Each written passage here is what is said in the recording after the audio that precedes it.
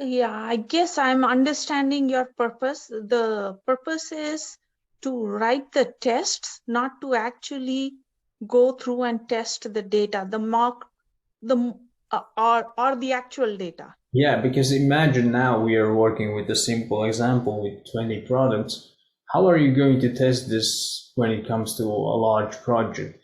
And these situations, I gave you a simple situation, but in reality, these situations can be more difficult. And if you will bring 20 products for each situation that you have to test, with 5 of those situations, the whole project will be a big mess.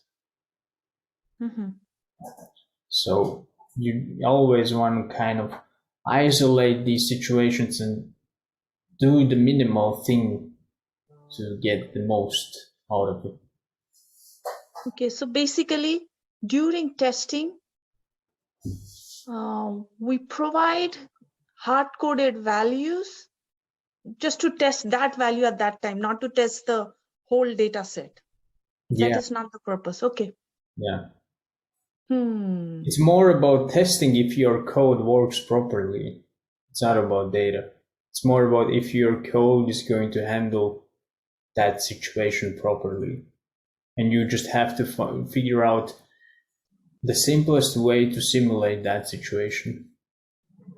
Okay, I got confused because recently the purpose of my current project or my past project was to actually look at the whole data set and find out issues, was to Ah, audit the I data. see, So I I went see. with that mindset.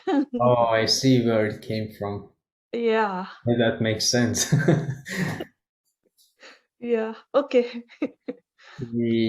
Yeah, that's more like test engineer job, quality assurance. You're looking at the, Yeah, yeah.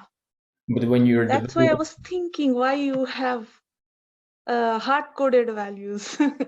no, when it comes to development tests, Mhm, you don't want to work with real data because it's unsustainable. mhm.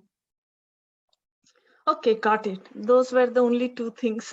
It's Yeah. that's nice to So it's talk about that. Yeah. So it's good then I didn't send a message on the pull request. Okay.